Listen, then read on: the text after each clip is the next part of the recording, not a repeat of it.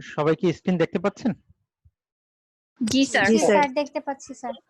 জি sir, ওকে, দেখতে পাচ্ছি। Sir ক্লাসগুলো কি রেকর্ড হচ্ছে না? আজকেরটা রেকর্ড হবে।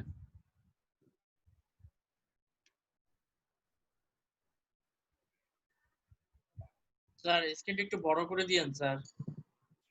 একটু ওয়েট করেন, আমি ঠিকই করব। Okay sir. আচ্ছা, লাস্ট ক্লাসে আমরা কস্টের ক্লাসিফিকেশন নিয়ে কথা বলেছিলাম। সো আমরা শেষে ছিলাম অপরচুনিটি কস্টে। আমরা একটু যদি অপরচুনিটি কস্ট নিয়ে ডিসকাস করি, অপরচুনিটি কস্টটা কি হতে পারে? when you have more than one alternative, আপনার কাছে যখন একটার বেশি অল্টারনেটিভ থাকে, সো একটা অল্টারনেটিভ বাদ দিয়ে যখন আরেকটা অল্টারনেটিভ চুজ করেন, তখন যে অল্টারনেটিভটা বাদ দিচ্ছেন সেটাকে বলে opportunity cost.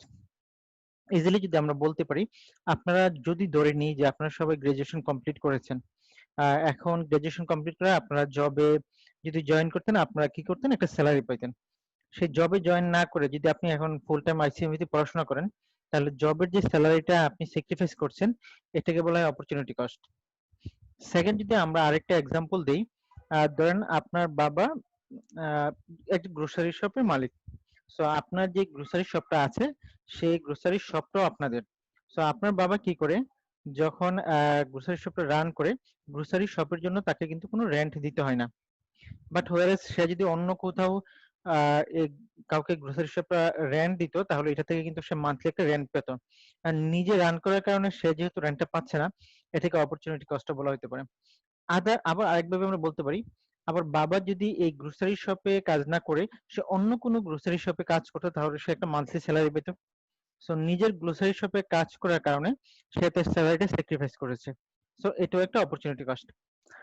So opportunity cost হলো আপনার কাছে যখন মোর দেন ওয়ান অল্টারনেটিভ থাকবে, একটা অল্টারনেটিভ চুজ করার জন্য নেক্সট বেস্ট অল্টারনেটিভ যেটা আপনি লস্ট করবেন, ওইটাকে বলা হয় অপরচুনিটি কস্ট। সো আমরা মোটামুটি সবগুলা কস্টই কভার করেছি। আমরা আরেকবার আর একটু একটা repeat কস্ট আছে, নোশনাল কস্ট, এটা কি জানেন? আমরা এখনো ন্যাশনাল কস্ট নিয়ে কথা বলছি না, আমাদের যখন সময় আসবে তখন আমরা কথা বলবো, ঠিক আছে? আচ্ছা, ঠিক আছে। আমরা যে কস্টগুলো নিয়ে কথা বলছিলাম, আমরা আবার একটু রিপিট করি। আমরা বলছি যে কস্ট যখন কস্ট অবজেক্টে আমরা অ্যাসাইন করব, সেই অনুযায়ী আমরা কস্টকে দুভাগে ভাগ করেছি।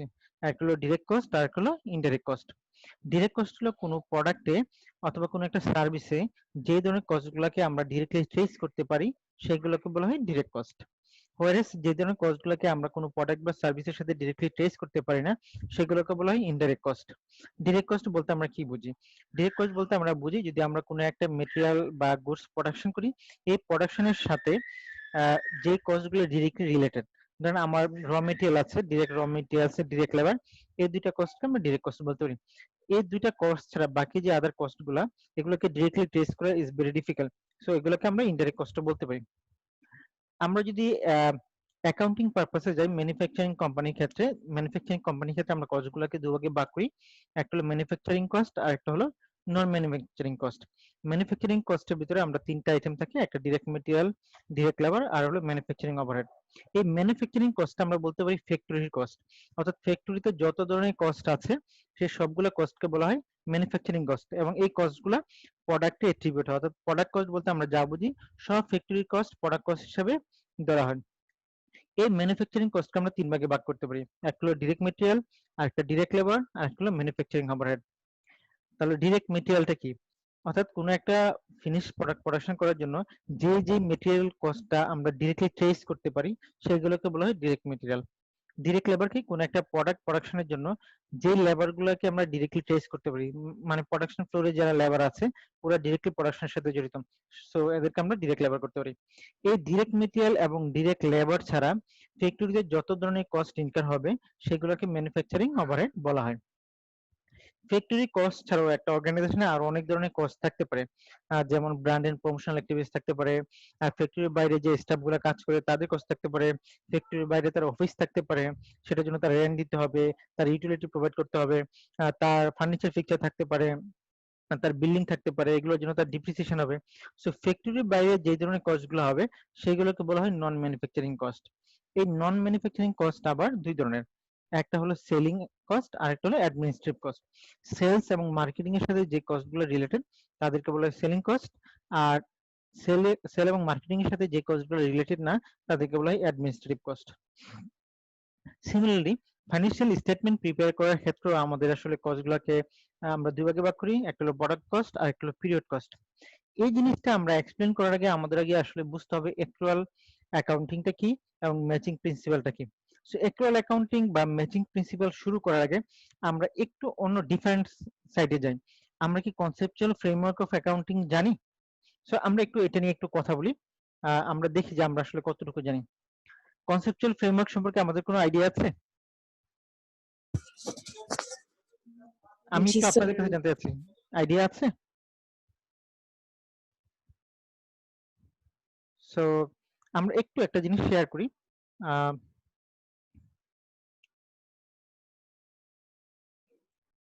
আপনারা কি আমার স্ক্রিন দেখতে পাচ্ছেন? জি স্যার। Yes, sir. ওকে, এই জিনিসটাকে বলা হয় conceptual framework for financial reporting, অথবা আপনি সহজ কথা অ্যাকাউন্টিং এ বলতে পারেন। আমরা যখন অ্যাকাউন্টেন্ট, কেউ কিছু বলছেন? আমরা যখন অ্যাকাউন্টিং এ কনসেপচুয়াল ফ্রেমওয়ার্ক নিয়ে কথা বলি, আমাদের তিনটে লেভেল আছে, ফার্স্ট লেভেল, সেকেন্ড লেভেল এবং থার্ড লেভেল। ফার্স্ট লেভেলে আমরা আসলে কেন ফাইন্যান্সিয়াল রিপোর্টিং করি তার অবজেক্টিভ নিয়ে কথা বলা হয়।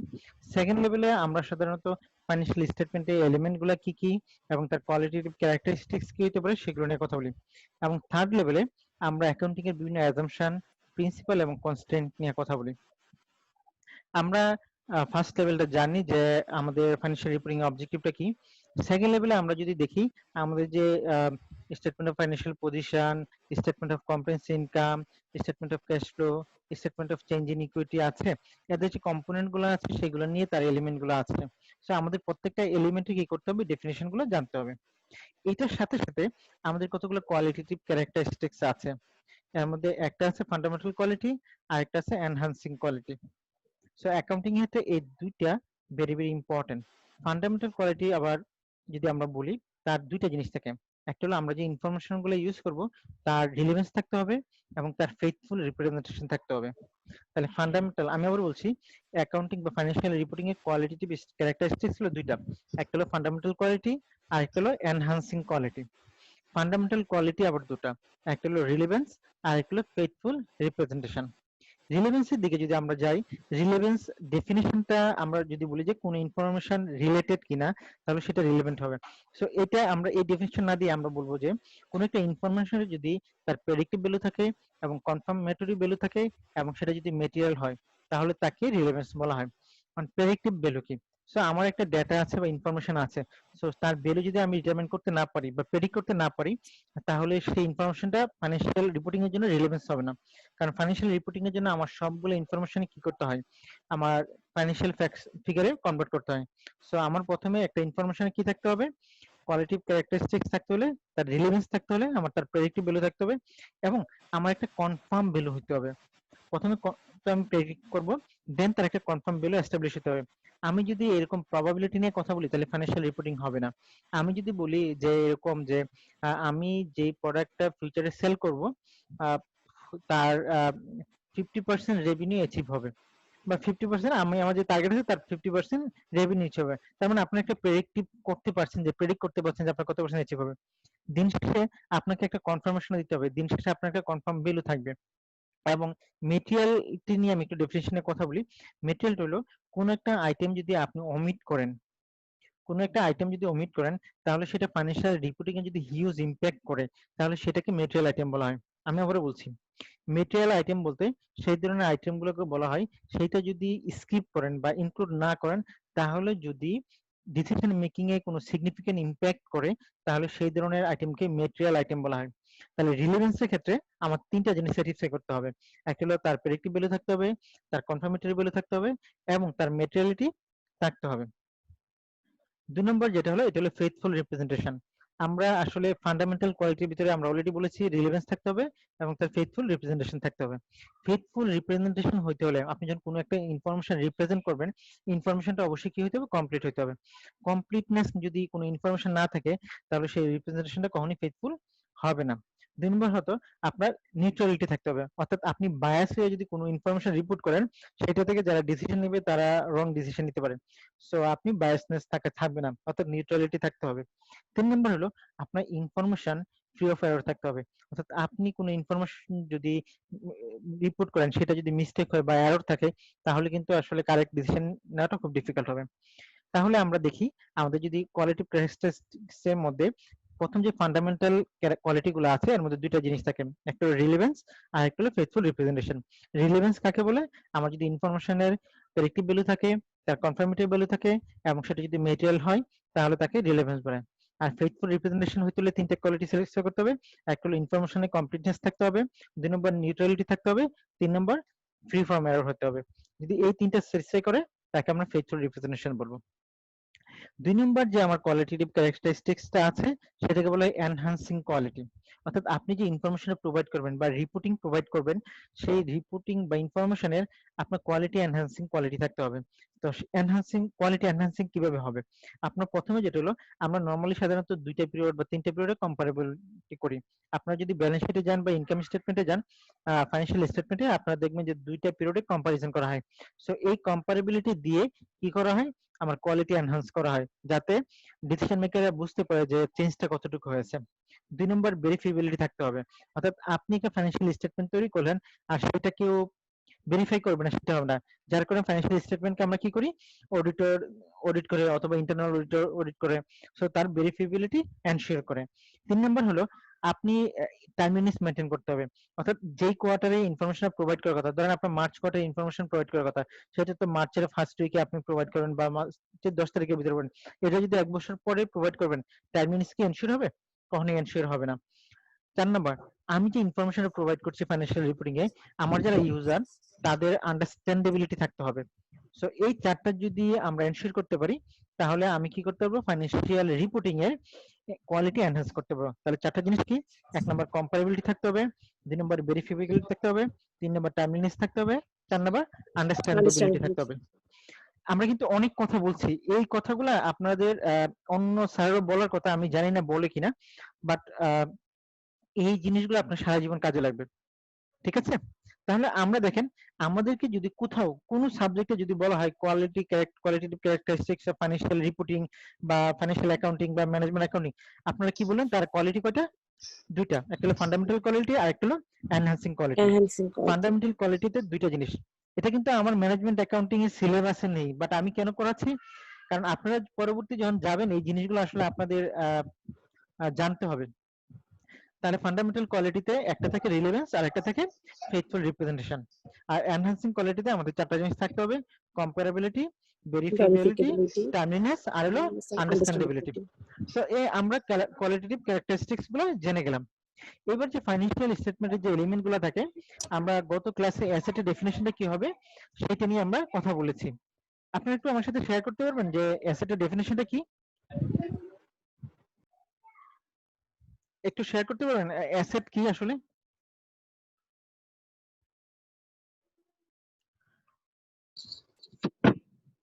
কেউ পারবেন? অ্যাসেট কি আসলে? স্যার ওনারশিপ থাকবে, Yes. আমাদের একটা ভ্যালু থাকবে, আর হুম। 1 বছরের চেয়ে বেশি হবে। আচ্ছা, আমরা অ্যাসেট যদি আমরা বলি আমাদের তিনটা ক্রাইটেরিয়া স্যাটিসফাই করতে হবে। ফার্স্ট হলো আমার ওনারশিপ থাকবে, দেন বলে এটার জন্য আমার রিসোর্স স্যাক্রিফাইস করতে হবে, 3 নম্বর ফিউচারে আমার ইকোনমিক বেনিফিট প্রোভাইড করবে। তাহলে তিনটা জিনিস, একটা হলো ওনারশিপ, 2 নম্বর হলো রিসোর্স স্যাক্রিফাইস, আর 3 নম্বর হলো ফিউচার ইকোনমিক বেনিফিট। এই তিনটে কোয়ালিটি যদি স্যাটিসফাই করে তাহলে ওই ধরনের আইটেমকে আমরা কি বলবো? অ্যাসেট Asset বলবো। বলবো। ক্লিয়ার? লায়াবিলিটি ক্ষেত্রে জি, তাহলে স্যার। আমরা কি বলবো? লায়াবিলিটি কি হবে? স্যার অ্যাসেটের রিসোর্স স্যাক্রিফাইস কেন করতে হবে? আমি দামও তো পেতে পারি না, বা জি, বিনামূল্যও তো পেতে পারি, মানে রিসোর্স স্যাক্রিফাইস এই জিনিসটা ক্লিয়ার না। আপনি কি বিনামূল্যে কে দিবে অ্যাসেট ভাই? আমার বাবা দিতে পারে, ভাই দিতে পারে, আপনার বাবা তো আপনাকে অ্যাসেট দিবে না, এটা হলো আপনার পার্সোনালি গিফট করবে। আপনি এই জায়গায় কোম্পানি নিয়ে বা অর্গানাইজেশন নিয়ে কথা বলছেন ভাই, তাই না? আর আপনি যদি কেউ আপনাকে গিফট দেয় সেটার জন্য আপনাকে আবার গিফট ট্যাক্স প্রোভাইড করতে হবে, সেটা আপনাকে ফাইন্যান্সিয়াল স্টেটমেন্টে অ্যাসেট হিসেবে যখন রিকগনাইজ করবেন, তাই না? তখন আপনাকে সেটা দেখাতে হবে, তাই না? জি স্যার। গিফট আপনি অর্গানাইজেশনে আসলে গিফট করে আপনি কোনো অ্যাসেস করতে পারবেন না, আপনাকে অবশ্যই কি করতে হবে? রিসোর্স স্যাক্রিফাইস করতে হবে। ঠিক আছে? ওকে আচ্ছা, আমরা লাইবিলিটি ডেফিনেশন যদি বলি তাহলে কি হবে, কেউ বলতে পারবেন? আমার অ্যাসেটের মধ্যে ও থার্ড পার্টির যেই পার্টটুকু পাওনা ওইটা আমার হচ্ছে লায়াবিলিটি। জি, আমার ইনস্টিটিউশনের মধ্যে অ্যাসেটের মধ্যে থার্ড পার্টির যেই পাওনাটুকু আছে ওইটা হচ্ছে লায়াবিলিটি। আসলে ব্যাপারটা এরকম না, আমি লাইবিলিটি ডেফিনেশনটা বলছি আসলে। লাইবিলিটি মানে তো আমাকে কারেন্ট অথবা ফিউচারে কাউকে পে করতে হবে, তাই না? এখন আমাকে যখন পে করতে হবে, এটারও আমার কতগুলা কোয়ালিটি স্যাটিসফাই করতে হবে। ফার্স্ট হলো, প্রথম যেটা হলো আমার উপর একটা ক্লেম থাকবে, অর্থাৎ আমাকে ফিউচারে এটা কি করতে হবে, সেটেলমেন্ট করতে হবে, তাই না? এইটার জন্য কারেন্টলি আমার কোনো বেনিফিট পেয়েছি, মানে আপনারা অলরেডি বেনিফিট পেয়েছেন, যার জন্য আপনাকে ফিউচার কি করতে হবে, রিসোর্স স্যাক্রিফাইস করতে হবে। অর্থাৎ আপনি কারেন্টলি যদি কোনো বেনিফিট না পান, তাহলে ফিউচারে কিন্তু আপনাদের কোনো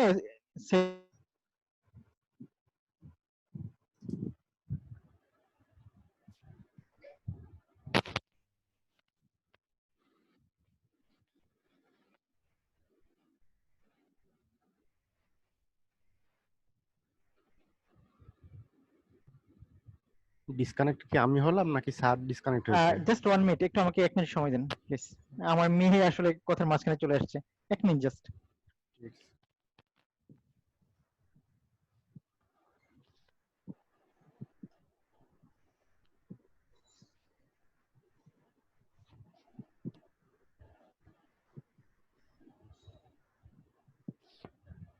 রিয়েলি সরি আসলে। তো আমরা লাইবিলিটি ক্ষেত্রে আমরা বলছি কি, সো আমাদের কি থাকবে, 3টা ক্যারেক্টারিস্টিক্স অলমোস্ট স্যাটিসফাই করতে হবে। কি করতে হবে বলেন তো আমাকে? Settlement. Future sacrifice of economic benefits থাকবে, রেসপন্সিবল ফর এন্টিটি। জি বলেন। অর্থাৎ লাইবিলিটির বিপরীতে আপনার একটা অ্যাসেট ওনারশিপ করতে হবে, তাই না? অর্থাৎ আপনি কারেন্টলি একটা বেনিফিট পেয়েছেন, যার কারণে ফিউচার আপনাকে কি করতে হবে, রিসোর্স স্যাক্রিফাইস করতে হবে, তাই না? তার মানে ফিউচারে আপনাকে ইকোনমিক বেনিফিট স্যাক্রিফাইস করতে হবে। সো এই ধরনের ঘটনা যদি ঘটে তাহলে ওটাকে বলা হয় লাইবিলিটি। আর ওনারশিপ ইকুইটি কাকে বলে? ওনার সিকিউরিটি কাকে বলে, বা ইকুইটি কাকে বলে? Which is owned by the owner. It's equity means residual part.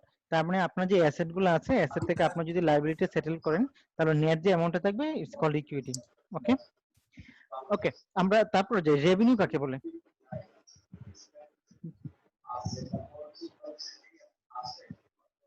আমি কি কঠিন কোশ্চেন করছি? Increase of economic benefit during the accounting period. তার মানে আমার কি হবে, ইকোনমিক বেনিফিট যদি আসে তাহলে কি হবে, আমার অ্যাসেট ইনক্রিজ হবে, তাই না? তার মানে রেভিনিউ প্রথম কাজটা হলো ইকোনমিক বেনিফিট দিবে, তার মানে অ্যাসেট ইনক্রিজ হবে, Increase of asset and decrease of liability. Okay great. Decrease of. তাহলে এক্সপেন্সের ডেফিনিশনটা আমার জাস্ট উল্টো হবে। তার মানে আমরা Decrease of মোটামুটি asset. এক্স্যাক্টলি।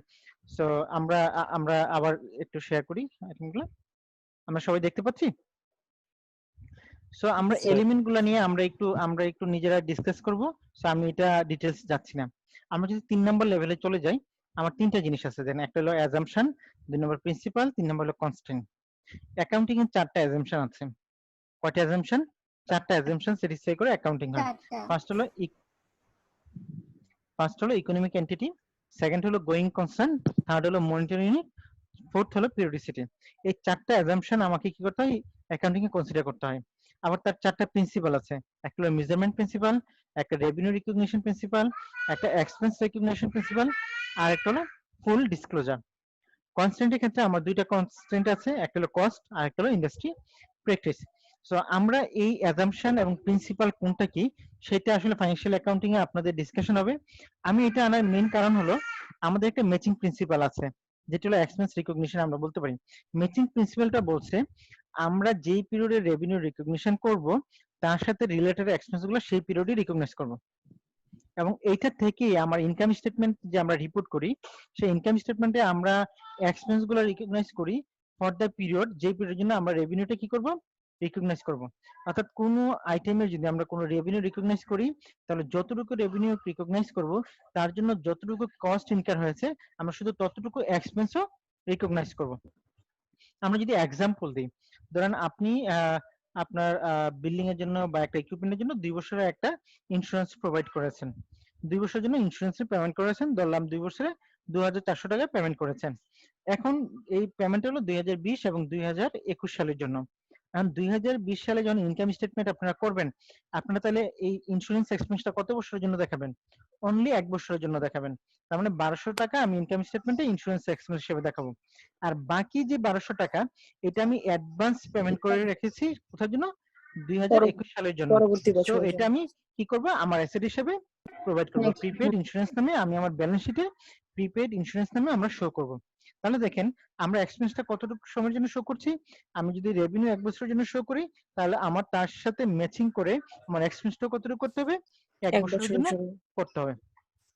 তাহলে এই যে কনসেপচুয়াল ফ্রেমওয়ার্ক থেকে আমি বুঝলাম যে আমার ফাইন্যান্সিয়াল রিপোর্টিং কতগুলো অবজেক্টিভ থাকবে, ফাইন্যান্সিয়াল রিপোর্টিং বা ফাইন্যান্সিয়াল স্টেটমেন্ট কতগুলো এলিমেন্ট আছে, তার কোয়ালিটেটিভ ক্যারেক্টারিস্টিক্স আছে, তার 4টা অ্যাজাম্পশন আছে, তার 4টা প্রিন্সিপাল আছে এবং তার 2টা কনস্ট্যান্ট আছে। ঠিক আছে, আমি এর বেশি এখান থেকে আর যাচ্ছি না, আমরা একটু চলে যাই। আমরা এই জিনিসগুলো অলরেডি পড়ে ফেলেছি, সো প্রতিটা জিনিসই আমরা ডিসকাস করেছি। সো আমি একটু এই সম্পর্কে একটু বলি। দেখতে পাচ্ছেন সবাই নাকি না? একটু জুম করলে ভালো হয়। আর তো জুম হবে না, বরং আর এইটা ঠিক আছে স্যার, এইটাই ঠিক আছে। 1 মিনিট। দেখা যাচ্ছে নাকি আর কি বলছো? স্যার এইটা স্যার হলে ঠিক যার আছে। যারটা সে পার্সোনালি জুম করে নিতে পারবে। আচ্ছা ঠিক আছে, আমি দেখি। ওকে, এই জায়গায় ম্যাচিং প্রিন্সিপাল নিয়ে একটা কথা বলছে, আমি সেই জন্য এই পেজটা ওপেন করেছি। আপনি দেখেন নরমালি বলা হচ্ছে cost classification for preparing financial statement. আমরা আসলে কেন করি, তাই না? আমি এই প্রথম 3টে প্যারা একটু পড়তে যাচ্ছি আপনাদের জন্য। when preparing a balance sheet and income statement, company need to classify their cost as product cost or period cost. Already আমরা এটা জানি। to understand the difference between product cost and period cost, আমাদের প্রথমে matching principal সম্পর্কে জানতে হবে। Generally cost আর recognise as expenses, কারণ আপনি যে কোনো ধরনের কস্ট যদি করেন তাহলে জেনারেলি আমরা কি করি, সেটা এক্সপেন্স হিসেবে রিকগনাইজ করি in the income statement for the period that benefits from the cost. অর্থাৎ আমরা অলরেডি ইন্স্যুরেন্স নিয়ে কথা বলেছি। এই যে আমরা যে পিরিয়ডের জন্য আমরা আসলে রেভিনিউটা রিকগনাইজ করি, অনলি সেই পিরিয়ডের জন্য যে আমরা কস্টটা রিকগনাইজ করি, এই কথাটা আমাকে বলা হচ্ছে ম্যাচিং প্রিন্সিপাল অনুযায়ী। এই ম্যাচিং প্রিন্সিপাল নরমালি হলো অ্যাক্রুয়াল কনসেপ্টের উপর বেস করা। এটা বলছে cost incurred to generate a particular revenue should be recognized as expense in the same period that the revenue is recognized. অর্থাৎ যেই পিরিয়ডে আমার রেভিনিউ রিকগনাইজ হবে সেই রেভিনিউর সাথে রিলেটেড কস্টটা আমরা অনলি ওই পিরিয়ডে রিকগনাইজ করব। This means that a cost is incurred to acquire or make something that will eventually be sold, then the cost should be recognized as an expense only when the sales take place. Normally যখন আমরা ধরুন কোনো product একটা production করি, এই product production করার পরে আমরা কিন্তু এই প্রোডাক্টটা আমাদের অ্যাসেট হিসেবে রিকগনাইজ করি। যখন আমরা সেল করে দেই তখন আমরা অ্যাসেট থেকে এটাকে মাইনাস করে দেই এবং এটাকে আমরা কি করি, এক্সপেন্স হিসেবে রিকগনাইজ করি। ধরেন আমি বললাম আমি 2020 সালে আমি 2টা মার্কার প্রোডাকশন করলাম, একটা মার্কারের আমার কস্ট 30 টাকা। সো ব্যালেন্স শিটে আমি আমার মার্কারের ভ্যালু কত লাগবে ইনভেন্টরি হিসেবে? 60 টাকা 2020 এ। 2021 সালে গিয়ে আমি 2টা মার্কার থেকে একটা মার্কার সেল করে দিলাম 45 টাকা। তাহলে আমি যে মার্কারটা সেল করে দিলাম এটা ইনকাম স্টেটমেন্ট সেলস রেভিনিউ আসবে 40 টাকা এবং তার সাথে রিলেটেড যে কস্টটা, কস্ট অফ গুডস সোল্ড, এটা হিসেবে আসবে কত টাকা? 30 টাকা। তার মানে দেখেন আমি যখন কোনো একটা প্রোডাক্ট প্রোডাকশন করছি তখন এটা আমার অ্যাসেট, বাট আমি যখন সেল করে দিচ্ছি তখন এগুলো কার আইটেম হয়ে যায়? তখন ইনকাম স্টেটমেন্ট আইটেম হয়ে যায়। জাস্ট এটা হলো। তাহলে প্রোডাক্ট কস্ট বলতে আমরা সেই ধরনের কস্টগুলোকে বুঝি যেগুলো ডিরেক্টলি প্রোডাক্টের প্রোডাকশনের সাথে রিলেটেড। অর্থাৎ ফ্যাক্টরিতে যত ধরনের কস্ট আসবে সেগুলোকে বলে প্রোডাক্ট কস্ট, আর ফ্যাক্টরির বাইরে যত ধরনের কস্ট হবে সেগুলোকে বলা হয় পিরিয়ড কস্ট। সো দ্যাটস ডান। কারণ আমাদের কস্ট রিলেটেড যে ইনফরমেশন গুলো এগুলো অলরেডি আমরা ডিসকাস করেছি। আমরা এই জায়গায় প্রাইম কস্ট আর কনভার্সন কস্ট নিয়ে আমরা একটু কথা বলবো। তাহলে আমরা এখন পর্যন্ত কি বুঝলাম? আমাদের নরমালি কস্ট কয়টা যদি আমরা বলি, আমরা ম্যানুফ্যাকচারিং রিলেটেড কস্ট আমাদের হলো একটা ডিরেক্ট ম্যাটেরিয়াল, কি কি আছে? ডিরেক্ট ম্যাটেরিয়াল, ডিরেক্ট লেবারস, ফ্যাক্টরি আর হলো ম্যানুফ্যাকচারিং ওভারহেড অথবা ফ্যাক্টরি ওভারহেড। এই তিনটা না? জি স্যার। এই তিনটার মধ্যে এই ডিরেক্ট মেটেরিয়াল এবং ডিরেক্ট লেবার এই দুইটাকে আমরা বলতে পারি এই দুইটা প্রাইম ইউজ কস্ট। করা হয় প্রোডাক্টে কনভার্সন করার জন্য, কি করার জন্য? প্রোডাক্ট কনভার্সেশনের জন্য। বা মেটেরিয়ালকে কনভার্সন করার জন্য। Convert material to FG. এই দুইটা তাহলে কি করছে? মেটেরিয়ালকে কি করছে? কনভার্সন করার জন্য ইউজ করা হচ্ছে, কনভার্ট মেটেরিয়াল টু এফজি। তার মানে আমি বলছি যে এরা কি করছে? বড় করে প্রোডাক্টটাকে চেঞ্জ করছে। Just 1 minute. তাহলে দেখেন ডিরেক্ট মেটেরিয়ালটাকে ডিরেক্ট লেবার কি করে? এটাকে ফিনিশ গুডে কনভার্ট করার জন্য ইউজ করে, যার কারণে এই ডিরেক্ট মেটেরিয়াল এবং ডিরেক্ট লেবার এই দুইটাকে আমার বলা হয় কনভার্সন কস্ট। কি বলা হয়? সরি, ডিরেক্ট মেটেরিয়াল এবং ডিরেক্ট লেবার বলা হয় প্রাইম কস্ট, কারণ এরা প্রাইম এলিমেন্ট। আমরা ভুল বলেছি। তাহলে আমি বলছি ডিরেক্ট মেটেরিয়াল এবং ডিরেক্ট লেবার হলো কোনো একটা প্রোডাক্টের প্রাইম এলিমেন্ট, এই জন্য এই দুইটাকে বলা হয় প্রাইম কস্ট। কি বলে? Time cost. Prime cost. Prime cost. আর এই ডিরেক্ট লেবার এবং ম্যানুফ্যাকচারিং ওভারহেড এই দুইটা মিলে আমার কি করে? আমার প্রোডাক্ট গুলাকে এই ডিরেক্ট মেটেরিয়ালকে কনভার্ট করে, যার কারণে ডিরেক্ট লেবার এবং ম্যানুফ্যাকচারিং ওভারহেড এই দুইটাকে বলা হয় আমার কনভার্সন কস্ট। জি নাই স্যার। ঠিক আছে? এই দুইটাকে বুঝি আমার নাই। বলা হয় কনভার্সন কস্ট।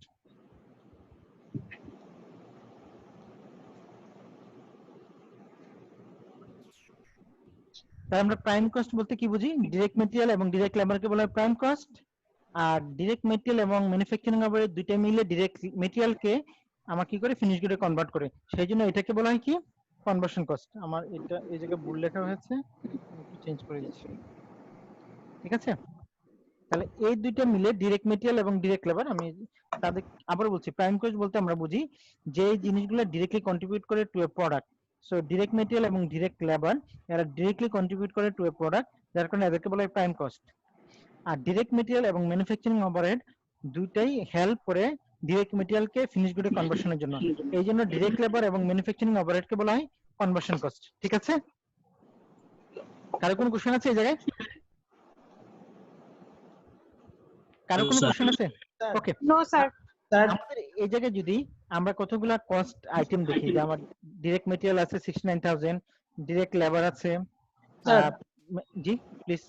স্যার ডিরেক্ট লেবারের জায়গায় যদি ডিরেক্ট এক্সপেন্সেস থাকতো তাহলে কনভার্সন কস্ট থেকে যেত। ডিরেক্ট এক্সপেন্স বলতে আসলে অনেক ধরনের এক্সপেন্স হতে পারে যেটা ডিরেক্টলি রিলেটেড, সো এই ডিরেক্ট এক্সপেন্সও আমার কি হবে? প্রাইম কস্টের ক্ষেত্রে আসবে। ঠিক আছে? প্রাইম কস্ট না, কনভার্সন কস্ট। কনভার্সন কস্ট তো আমি বলছি দুইটা, একটা হলো কনভার্সন কস্ট হলো direct labour and manufacturing overhead, তার মানে ডিরেক্ট মেটেরিয়াল ছাড়া বাকি যত ধরনের কস্ট আছে সেগুলোকে বলা হয় কনভার্সন কস্ট। ঠিক আছে? ঠিক আছে, ওকে স্যার। ওকে, এবার আমরা দেখি আমাদের এই জায়গায় 5 ক্যাটাগরি কস্ট দেওয়া আছে। একটা হলো ডিরেক্ট মেটেরিয়াল, একটা ডিরেক্ট লেবার, একটা ম্যানুফ্যাকচারিং ওভারহেড। টেবিলে আলো না। কেউ কোনো কথা বলছেন? জি না স্যার। কোশ্চেন থাকলে বলেন। আমি একটু বলি, কোশ্চেন থাকলে আপনারা আমাকে ডিসকাস করবেন, বাট নিজেরা কোনো ডিসকাশন প্লিজ করবেন না। আমি একটু রিকোয়েস্ট করছি, কারণ নিজেরা ডিসকাশন করলে আপনাদের সাথে ক্লাস করার দরকার নেই। আর কেউ যদি মনে করেন যে আসলে তার ক্লাস দরকার নেই, শুধু আননেসেসারি আমার ক্লাসে থাকার দরকার নেই। ঠিক আছে? জি স্যার। আমি অন্তত আমি যখন আমার ক্লাসে কিছু একটা বেসিক জিনিস আছে, আমার ক্লাসে নরমালি আমাকে যত খুশি কোশ্চেন করেন কোনো সমস্যা নেই, নিজেদের মধ্যে কোনো ডিসকাশন করবেন না। ঠিক আছে? ক্লাসের পরে আপনারা অনেক টাইম ডিসকাস করতে পারেন, কোনো সমস্যা নেই, তো ক্লাসের ভিতরে এটা মেনটেন করবেন। ঠিক আছে?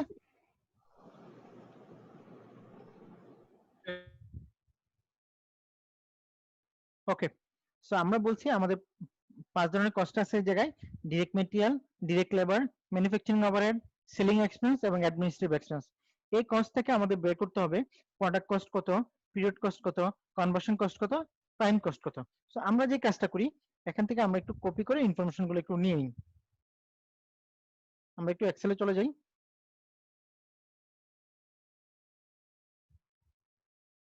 ওকে,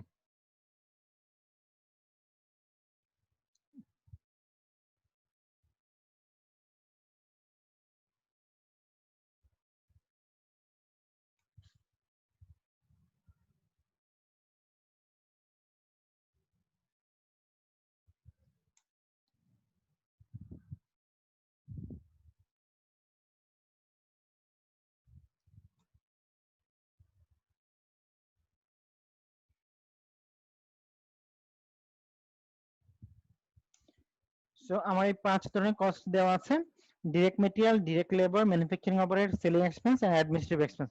এখান থেকে আমাকে বের করতে হবে প্রোডাক্ট কস্ট কত,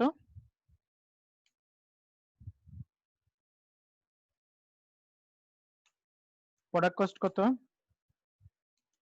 পিরিয়ড কস্ট কত, প্রাইম কস্ট কত,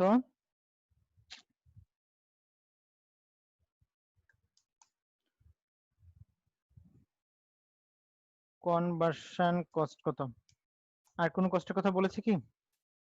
পিরিয়ড প্রোডাক্ট কস্ট, ঠিক আছে। সো আমরা যদি প্রোডাক্ট কস্ট বলতে চাই, তাহলে আমার প্রোডাক্ট কস্টের জায়গায় কত হবে, কোনটা কোনটা হবে একটু বলেন তো সবাই। প্রোডাক্ট কস্ট আমার কি হবে? Direct material, direct labor, and manufacturing overhead. তার মানে আমার প্রোডাক্ট কস্ট হবে ডিরেক্ট মেটেরিয়াল, ডিরেক্ট লেবার আর ম্যানুফ্যাকচারিং ওভারহেড। Manufacturing. আমি একটু অ্যামাউন্ট একটু আলাদা করে ফেলি, আমার মনে বেটার হবে। 18,000. একটু আমি এখানে দেখাই, আমার মনে হয় এটা বেটার হবে, ঠিক Okay. আছে।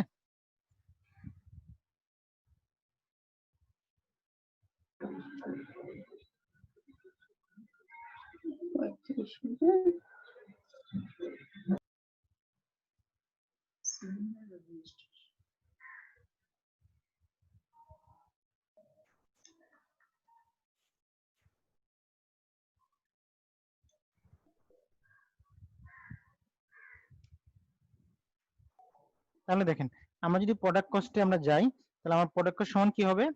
আমার direct material, direct labour plus manufacturing overhead, এই তিনটা মিলে আমার কি হবে? প্রোডাক্ট কস্ট হবে। তাহলে প্রোডাক্ট কস্ট আমার কত আসলো? 1,18,000। পিরিয়ড কস্ট আমার এই জায়গায় কি কি হবে? So selling and Selling and administrative.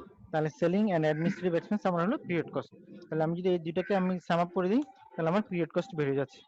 আমার যদি প্রাইম কস্ট আসে, প্রাইম কস্ট কি হবে? sir product cost equal to prime cost. Direct G? material or direct labor. Material and direct labor. Direct cost গুলোই হলো প্রাইম কস্ট। Prime cost. আমি যদি conversion cost আসে তাহলে কত হবে বলেন? Conversion cost Direct labor and manufacturing overhead. মানে ম্যানুফ্যাকচারিং ওভারহেড এগুলো না।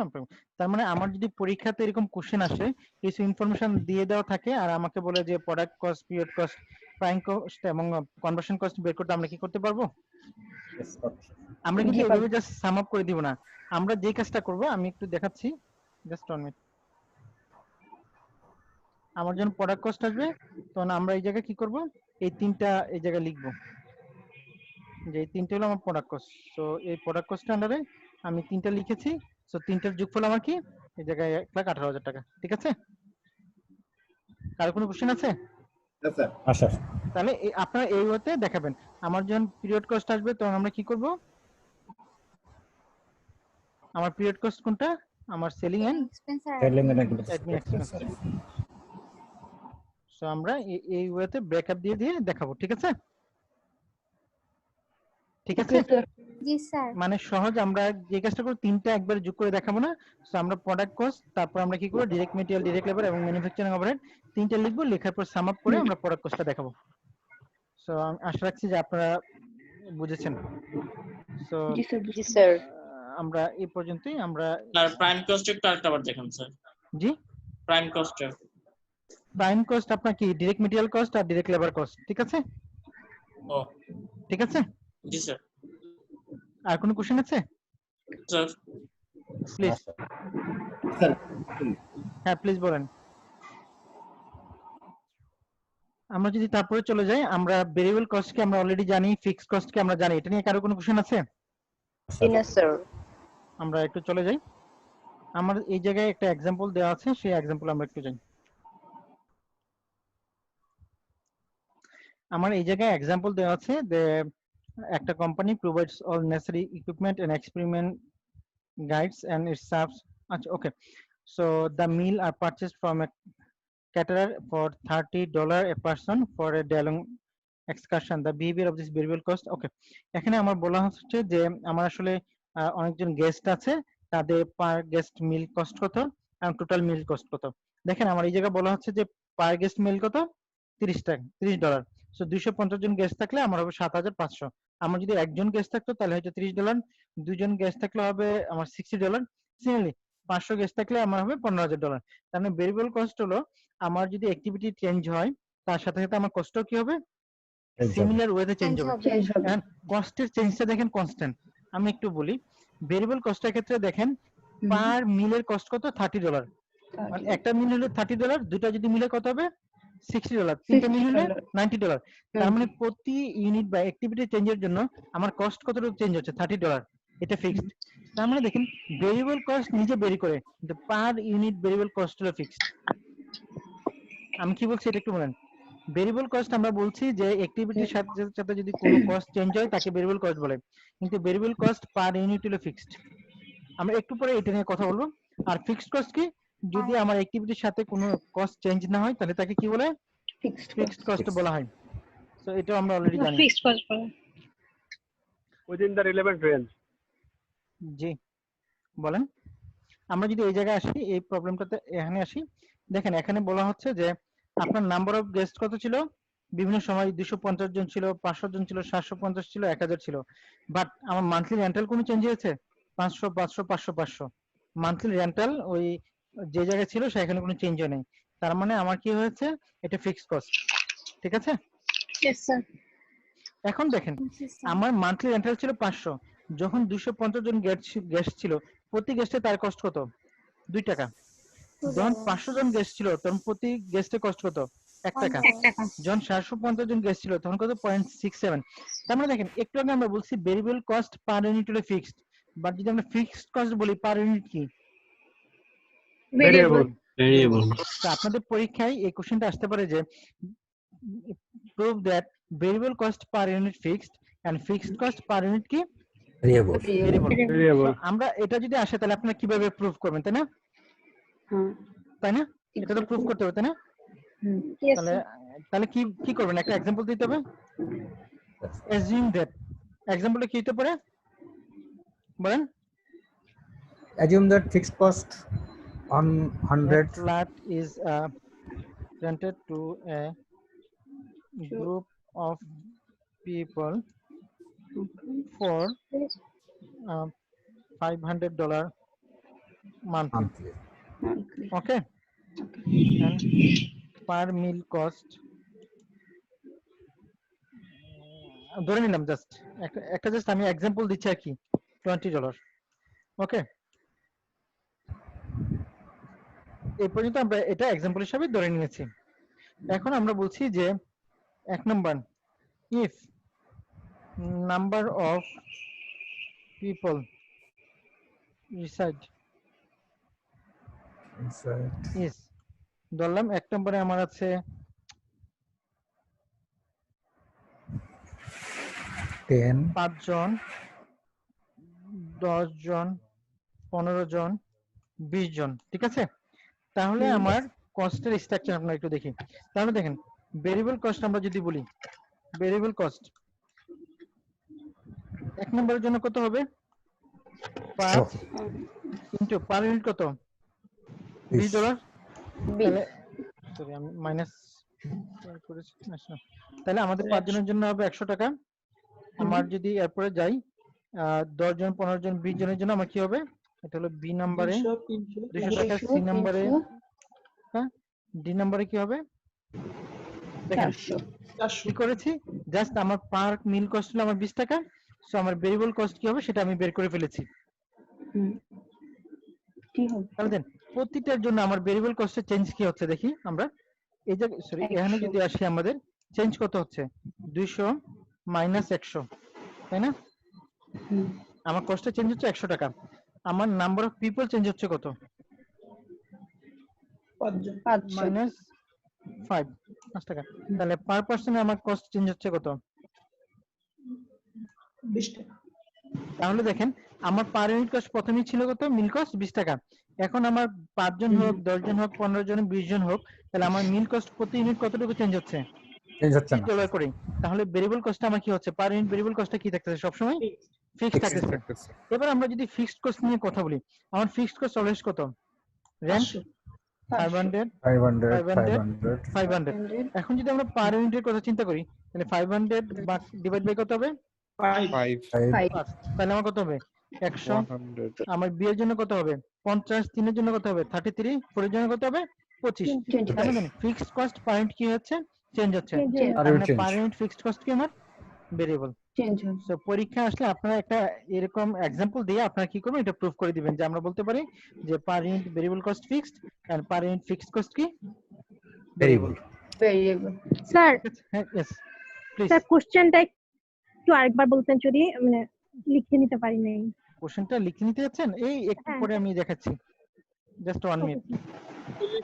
লাস্ট প্যারাটা একটু এই যে দেখেন behaviour of the cost within the range, ঠিক আছে। ভেরিয়েবল কস্টের ক্ষেত্রে কি বলছে দেখেন, total variable cost increases or decreases in proportion to changes in activity level. Activity level বাড়লে বা কমলে কি হবে, টোটাল কস্ট চেঞ্জ হবে। Variable cost per unit remain constant, ঠিক আছে, বা ফিক্সড। ফিক্সড কস্টের ক্ষেত্রে fixed cost per unit decreases as the activity rises and increases as the activity level falls. তার মানে ভেরিয়েবল কস্ট পার ইউনিট কি, fixed cost per unit variable. তাহলে লেখেন proof that variable cost per unit fixed and fixed cost per unit variable, variable. ঠিক আছে। আর কোনো confusion আছে? না স্যার, সলিউশনের লাস্ট লাইনটা একটু, লাস্ট প্যারাটা একটু, বুঝিনি কথাটা আপনার। সলিউশনের লাস্ট প্যারাটা আরেকবার বুঝিয়ে দিতে হবে একটু কষ্ট। আমরা বলছি যে আমরা তো এটা প্রুফ করলাম যে variable cost per unit fixed, কারণ আমাদের অ্যাক্টিভিটি বাড়ুক আর কমুক প্রতি ইউনিট অ্যাক্টিভিটির জন্য আমার চেঞ্জ করতে হবে, একটা ফিক্সড অ্যামাউন্ট হবে। But fixed sir. কস্টের ক্ষেত্রে আমার কি হবে, ধরেন আপনারা 4 জন ফ্রেন্ড একটা 4 রুমের বাসা রেন্ট নিলেন 30,000 টাকা, ঠিক আছে। তাহলে প্রতিজনের ভাড়া দিতে কত হবে, 7,500 টাকা করে। এখন আপনারা 4 জন না থেকে 8 জন করে থাকছেন, প্রতিজনের ভাড়া দিতে হবে কত, 3,750। তার মানে দেখেন আপনার যখন অ্যাক্টিভিটি বা নাম্বার অফ পিপল বাড়তেছে, আপনার ভাড়া কি হয়ে যাচ্ছে, পার পার্সনে চেঞ্জ হয়ে যাচ্ছে। টোটাল ভাড়া কি চেঞ্জ হচ্ছে? না স্যার, তাহলে টোটাল ভাড়া যখন চেঞ্জ হচ্ছে না, ওটা হলো fixed cost. But per person যখন চেঞ্জ হচ্ছে, আপনার অ্যাক্টিভিটি যখন চেঞ্জ হচ্ছে, পার পার্সন অনুযায়ী ফিক্সড কস্ট কি হয়ে যাচ্ছে, চেঞ্জ হয়ে যাচ্ছে। যার কারণে আমরা বলছি variable cost per unit fixed and fixed cost per unit variable. Sir বুঝছি স্যার। এভারেজটা কমছে বাড়ছে, তার মানে এভারেজে হচ্ছে কস্টটা কমছে বাড়ছে ফিক্সড কস্ট। Exactly true. আমরা এবার একটু মিক্সড কস্ট নিয়ে কথা বলি, ঠিক আছে। Mixed cost, semi variable cost বা সেমি ফিক্সড কস্ট, তিনটা আইটেম একই রকম। কারণ mixed cost, semi variable cost বা সেমি ফিক্সড কস্ট, এটা হলো mixture of two types of cost, one is variable cost, another is fixed cost, ঠিক আছে। তাহলে mixed cost, semi variable cost অথবা সেমি ফিক্সড কস্ট বলতে আমরা বুঝি এই কস্টের ভিতরে কি থাকবে, আমার ভেরিয়েবল কস্ট থাকবে, ফিক্সড কস্ট থাকবে। আমরা একটা নরমাল एग्जांपल দিয়ে আমরা এটা একটু প্রোভাইড করি। কারণ আপনি গ্রামীণ ফোনে পোস্টপেড সিম ইউজ করেন, কি করেন, পোস্টপেড সিম ইউজ করেন, ঠিক আছে। আমরা এই পর্যন্ত রাখি। পোস্টপেড সিমে আপনার বলা হলো যে মান্থলি রেন্ট হলো আপনার, মান্থলি রেন্ট দিতে হবে আপনার 2000 টাকা পার মান্থ। এই মান্থলি রেন্টটা হলো 2000 টাকা আপনাকে দিতে হবে বেসড অন 5000 ইউনিট কলস, sorry 5000 unit call. Sir screen দেখা যাচ্ছে না। ওকে সরি 1 মিনিট, ঠিক আছে। আমরা বললাম যে আমরা এখন কি কস্ট নিয়ে কথা বলছি, mixed cost, semi variable cost অথবা সেমি ফিক্সড কস্ট, ঠিক আছে। সো এটা একটা एग्जांपल আমরা দিচ্ছি। एग्जांपलটা হলো আমাকে পোস্টপেড সিম ইউজ করি আমি, আমাকে বলা হলো যে এই পোস্টপেড সিমের আপনার মান্থলি রেন্ট হলো 2000 টাকা, আপনি 5000 ইউনিট পর্যন্ত কল করতে পারেন, অর্থাৎ 5000 সেকেন্ড মিনিট কল করতে পারবেন, ঠিক আছে। 5000 মিনিট কল করতে পারবেন, আমরা কিন্তু এজিউম করে নিছি। তো আপনি জানুয়ারি মাসে যে কাজটা করেছেন, জানুয়ারিতে আপনি কল করেছেন 4500 মিনিট, ফেব্রুয়ারিতে কল করেছেন আপনি 7500 ইউনিট,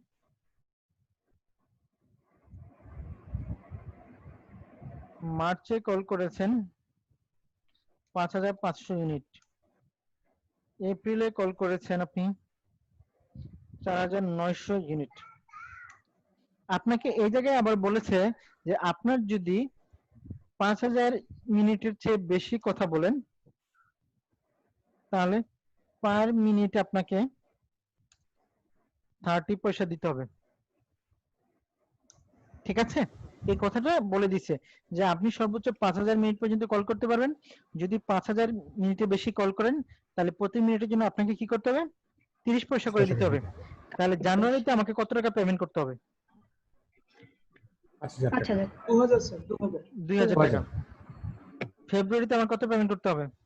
2000 2000 প্লাস ওকে 2000 2000 গুণ 30 পয়সা প্লাস 2500 গুণ 30 পয়সা ওকে 2500 ইনটু 0.3 2750।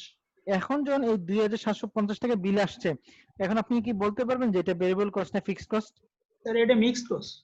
Mixed cost. এটা আপনি বুঝবেন কিভাবে? স্যার 2000 ফিক্সড, এটা আমাকে দিতেই হবে, কথা বলি আর না বলি। এক্স্যাক্টলি। আর বাকিটুকু 2000 এর বেশি যখন আমি কথা বলবো তখন আমাকে ভেরিয়েবলে দিতে হবে। তার মানে এই ধরনের কস্টকে বলা হয় মিক্সড কস্ট। এখন এই জায়গায় তো আমরা জানি যে আসলে ঘটনাটা এরকম হচ্ছে। ঘটনা যদি এরকম হইতো, আমি একটু বলি, ধরেন এই জায়গায় আমি প্রতিটা জিনিস বের করে নিই, 2000 প্লাস, তারপর এটার জন্য কি হবে 500 ইনটু 0.3, ঠিক আছে?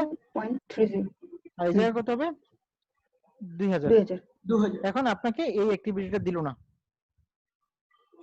আপনাকে এই কথাটাও বললো না। এখন আপনি কি বলবেন? আপনি শুধু ইনফরমেশন জানেন আপনার পোস্টপেসিমের বিল আসছে জানুয়ারিতে 2000 টাকা, ফেব্রুয়ারিতে 2750 টাকা, মার্চে 2150 টাকা, এপ্রিলে 2000 টাকা। এবং আপনি সরি একটা জিনিস, আপনার এই অ্যাক্টিভিটিটা দেওয়া থাকলো, এখন আপনি কি করবেন? এই অ্যাক্টিভিটিটা দেওয়া থাকলো, এটা হলো আপনার মিনিটস, আপনি কত মিনিট ইউজ করছেন, আর এটা হলো আপনার অ্যামাউন্ট, কস্ট বা অ্যামাউন্ট আমরা যেটা বলছি। এখন আপনি এখান থেকে কিভাবে বলবেন যে আসলে এই কস্টগুলো ভেরিয়েবল কস্ট না ফিক্সড কস্ট না মিক্সড কস্ট, কিভাবে বলতে পারবেন? বলতে পারবেন? হাই লো মেথড ইউজ করতে হবে। আচ্ছা, সেটা পরে আমরা কোন মেথড ইউজ করব। তাহলে আমরা আসলে কিভাবে বলবো যে আসলে আমার কি হচ্ছে, এটা ভেরিয়েবল কস্ট না ফিক্সড কস্ট না কি? তাহলে আমাদের যেটা করতে হবে, ভেরিয়েন্স করি স্যার, আমরা যেটা প্রথম কাজ করতে হবে, আমার পার ইউনিট কস্ট বের করতে হবে। ফার্স্ট কাজ কি করতে হবে? পার ইউনিট কস্ট বের করতে হবে। তাহলে আমার এই জায়গায় পার ইউনিট কস্ট কি হচ্ছে? 2000 ভাগ 4000 4500 0.44। তাহলে দেখেন আমার জানুয়ারিতে পার ইউনিট কস্ট 0.44, ফেব্রুয়ারিতে 0.37, মার্চে 0.39 এবং এপ্রিলে 0.41, ঠিক আছে? তার মানে আমরা নরমালি জানি যে পার ইউনিট কস্ট ভেরিয়েবলের ক্ষেত্রে কি হয়, ফিক্স থাকে। এই জায়গায় পার ইউনিট কস্ট ফিক্সড না, তাহলে এটা কি কস্ট হইতে, সরি আমরা বলছি যে ভেরিয়েবলের ক্ষেত্রে পার ইউনিট কস্ট ফিক্স থাকবে। যেহেতু এই জায়গায় পার ইউনিট কস্ট ফিক্স না, তাহলে এটা কি ধরনের কস্ট হইতে পারে? ফিক্সড কস্ট হইতে পারে। এবার আমরা দেখবো যে এটা আসলে ফিক্সড কস্ট কিনা। আমরা দেখলাম যে এই জায়গায় 4500 ইউনিটের জন্য 2000 টাকা বা 7500 ইউনিটের জন্য 2750 টাকা, তার মানে এটা ফিক্সড কস্ট না, তাহলে ভেরিয়েবল কস্ট না, ফিক্সড কস্ট না, তাহলে এটা কি ধরনের কস্ট হতে পারে? Mixed cost. আমি কি বুঝাতে পারলাম? তার মানে প্রথমে আমাকে যখন কোন কস্ট আইটেম দেওয়া থাকবে, আমাকে আগে বের করতে হবে যে এটা কোন ধরনের কস্ট, এটা কি ভেরিয়েবল কস্ট না ফিক্সড কস্ট না মিক্সড কস্ট। প্রথমে আমাকে যেটা করব, আমি দেখবো আমার অ্যাক্টিভিটি লেভেল চেঞ্জের সাথে আমার টোটাল কস্টের চেঞ্জ হচ্ছে কিনা। 4500 এর জন্য আমার 2000, 7500 এর জন্য 2750, তার মানে এই আইটেমগুলো কোনো ফিক্সড কস্ট আইটেম না। এক, তাহলে ফিক্সড কস্ট না হলে কি হবে? ভেরিয়েবল কস্ট হবে। পার ইউনিট কস্ট বের করব, পার ইউনিট কস্ট বের করে আমি দেখবো যে পার ইউনিট কস্ট ফিক্সড কিনা। না, পার ইউনিট কস্ট ফিক্সড না, তার মানে এটা ভেরিয়েবল কস্টও না।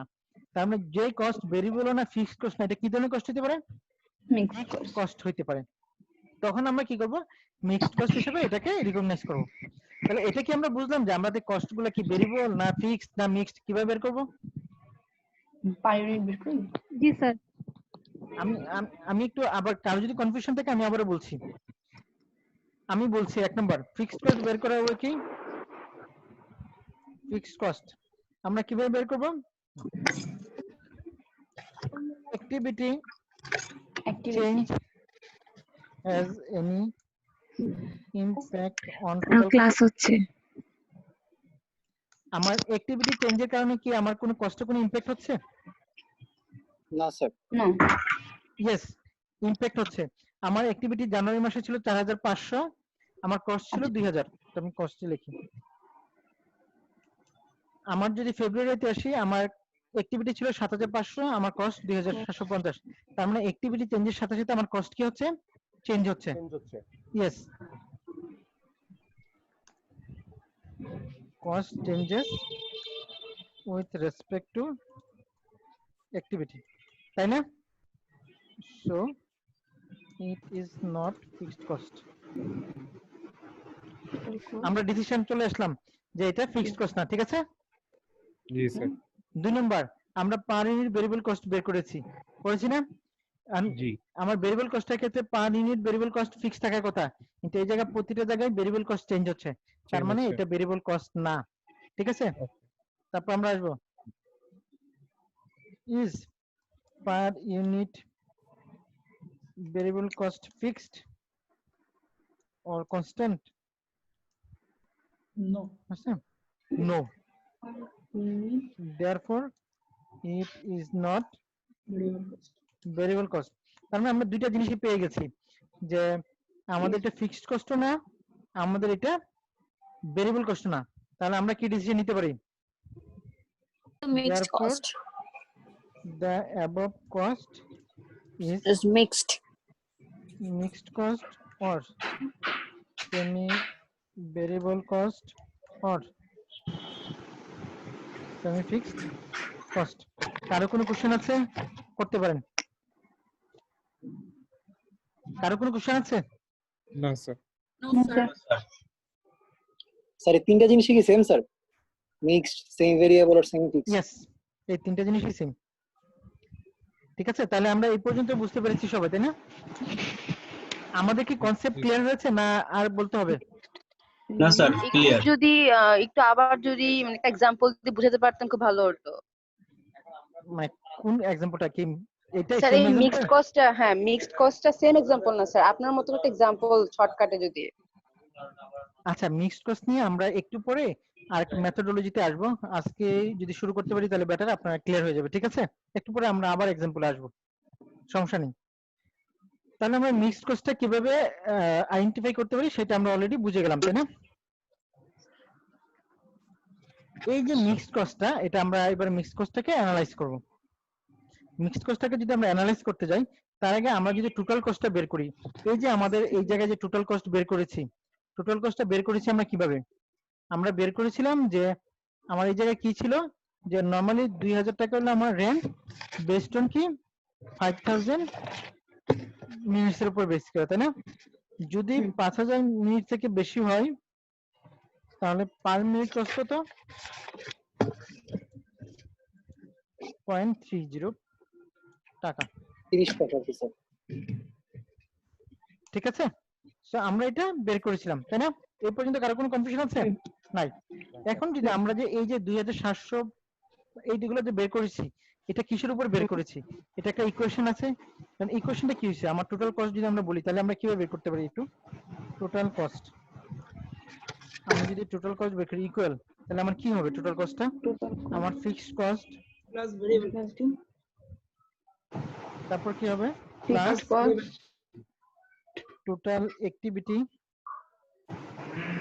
ইনটু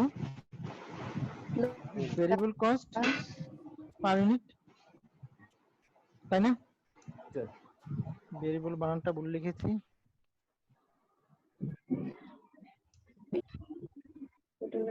ওকে, ভেরিয়েবল কস্ট পার ইউনিট।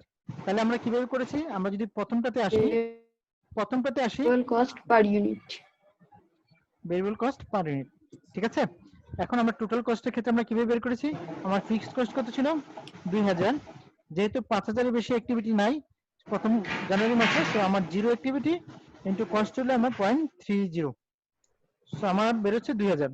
দ্বিতীয়টাতে যদি আমরা আসতাম, 2000 হলো ফিক্সড কস্ট প্লাস আমার অ্যাক্টিভিটি কত ছিল? 7500 মাইনাস 5000 ইনটু কত? 0.30, তাহলে আমার কত? 2750। তাহলে দেখেন, আমার যদি ফিক্সড কস্টকে আমরা যদি এই জায়গায় আমরা একটু যদি দেখি, ওনারা বলেছে যেটা কি, তাহলে এইটাকে আমরা কি বলতে পারি? যে total cost equal fixed cost plus total activity into variable cost. এই টোটাল কস্টকে যদি আমরা ওয়াই দ্বারা প্রকাশ করি এবং এটাকে যদি আমরা ফিক্সড কস্টকে যদি এ লিখি প্লাস টোটাল অ্যাক্টিভিটিকে যদি আমরা কি লিখতে পারি? এক্স লিখি, আর ভেরিয়েবল কস্ট পার ইউনিটকে যদি আমরা বি দ্বারা ডিনোট করি তাহলে আমার সমান সমান কি হচ্ছে বি লিখি y equal to a plus bx, এটা হলো আমার টোটাল কস্টের ইকুয়েশন। এই পর্যন্ত বুঝছেন সবাই? আমরা বলছি ফিক্সড কস্টকে যদি আমরা a দ্বারা ডিনোট করি, টোটাল অ্যাক্টিভিটিকে যদি আমরা x দ্বারা ডিনোট করি মানে ইনক্রিমেন্টাল অ্যাক্টিভিটি, প্লাস ভেরিয়েবল কস্টকে যদি আমরা b দ্বারা ডিনোট করি ভেরিয়েবল কস্ট পার ইউনিট, তাহলে আমরা টোটাল কস্টকে লিখতে পারি y equal to a plus bx।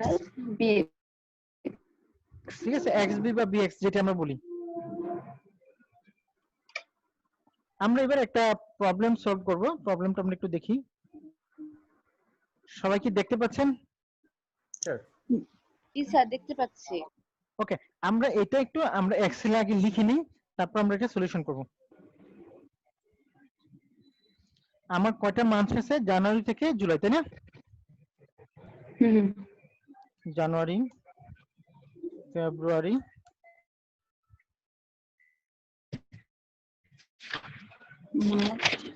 July পর্যন্ত, ঠিক আছে? তো এটা আমার মান্থ আমি পেয়ে গেলাম।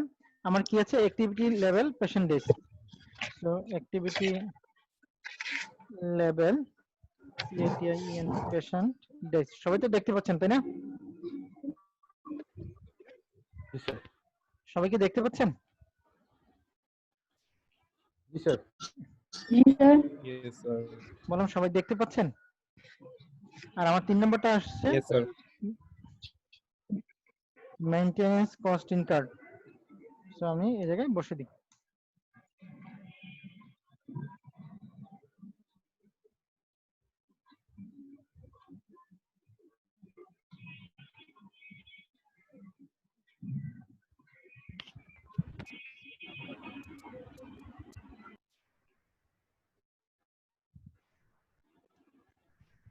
ওকে, তার মানে জানুয়ারি মাসে আমার অ্যাক্টিভিটি লেভেল কত ছিল? দেখেন 5600। আমরা একটু লিখে নিই 5600, 7100, 5000, 7100, 5000, তারপর ছিল 6500, 7300, 6500, 7300, 8000, 6200, 6200। এবার আমরা আসি মেইনটেনেন্স কস্টে।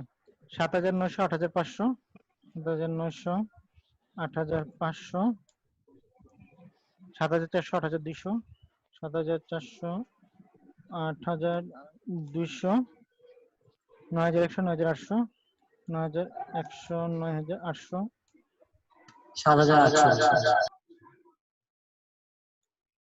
তার মানে আমি কি করলাম? অ্যাক্টিভিটি লেভেলগুলো আমরা এখানে লিখতে পারলাম এবং আমার কত কষ্ট হচ্ছে সেটা আমরা এখন জানি, তাই না? এই পর্যন্ত কারো কোনো কনফিউশন আছে? এখান থেকে আমার বের করতে হবে যে ভেরিয়েবল কস্ট কত এবং ফিক্সড কস্ট কত। তাহলে আমার রিকোয়ারমেন্টটা কি হবে? 1 number variable cost per unit, 2 number total fixed cost. এখন এটা আমরা বের করব কিভাবে? সবাই কি আমার সাথে আছেন? জি স্যার। তাহলে আমাকে প্রথম কি করতে হবে? ভেরিয়েবল কস্ট পার ইউনিট বের করতে হবে এবং ফিক্সড কস্ট বের করতে হবে। সো এটা করার জন্য প্রথমে আমাকে লাগবে যে আমার কস্টগুলো কোন ধরনের কস্ট সেটা আইডেন্টিফাই করা। কোন ধরনের কস্ট সেটা আইডেন্টিফাই করা। আমার যে অ্যাক্টিভিটি লেভেল পেশেন্ট ডে আছে এবং মেইনটেনেন্স কস্ট ইনকার্ড আছে, এই কস্টগুলো আমার আসলে কি ধরনের কস্ট সেটা বের করতে হবে আমাকে। তো ফার্স্ট আমাকে বের করবে আমরা যে এটা কি ফিক্সড কস্ট কিনা।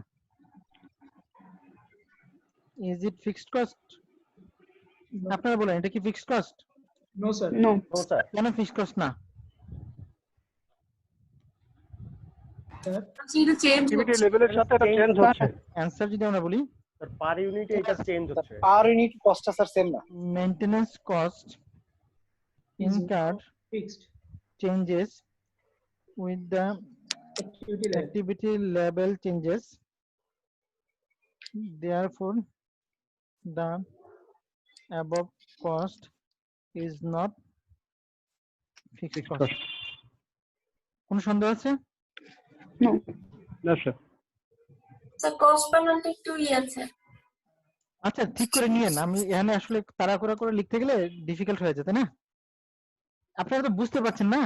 জি স্যার। জি স্যার। জি স্যার, বুঝতে পারছি, বুঝে নিলে হবে। এটা কি variable cost? No sir. No তো স্যার। আমাদের কি No. করতে হবে? আমরা যে কাজটা করব পার ইউনিট বের সেম করতে হবে। জিনিসটা আমি একটু কপি করে নিয়ে আসি নিচে।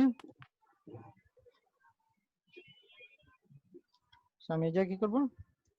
পার ইউনিট কস্ট Per বা unit। পার অ্যাক্টিভিটি কস্ট, আমরা এটা কত হবে আমার তাহলে? এটা বা এটা।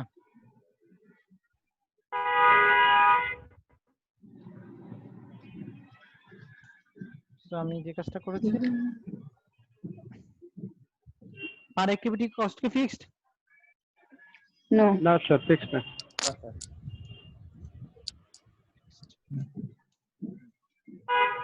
we cannot say.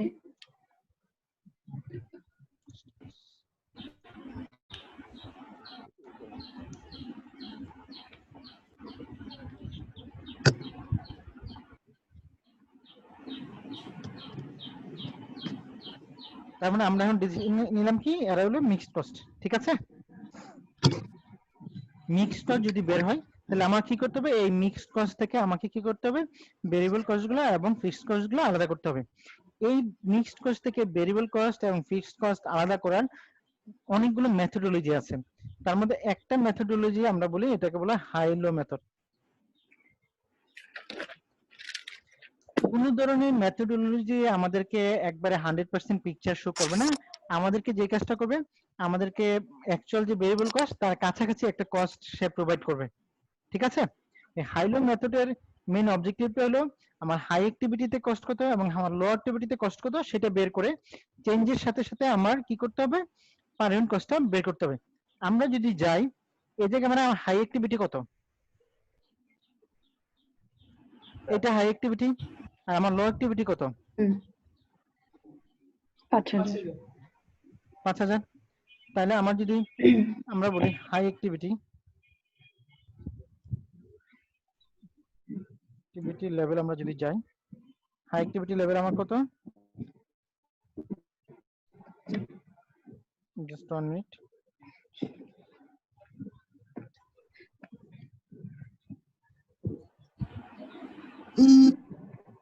তাহলে আমরা হাই অ্যাক্টিভিটি লেভেল সিলেক্ট করলাম, আর আমার লো অ্যাক্টিভিটি লেভেল কত? 5000। ঠিক আছে, তাহলে এটা হলো আমার লো অ্যাক্টিভিটি লেভেল। এবার যদি আমি চেঞ্জেস লিখি, চেঞ্জেসে আমি যদি আসি,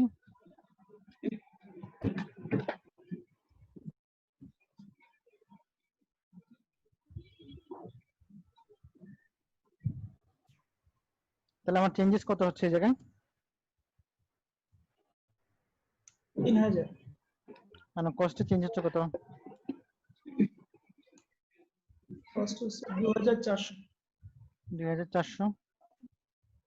তাহলে পার ইউনিট কত হচ্ছে? 0.8।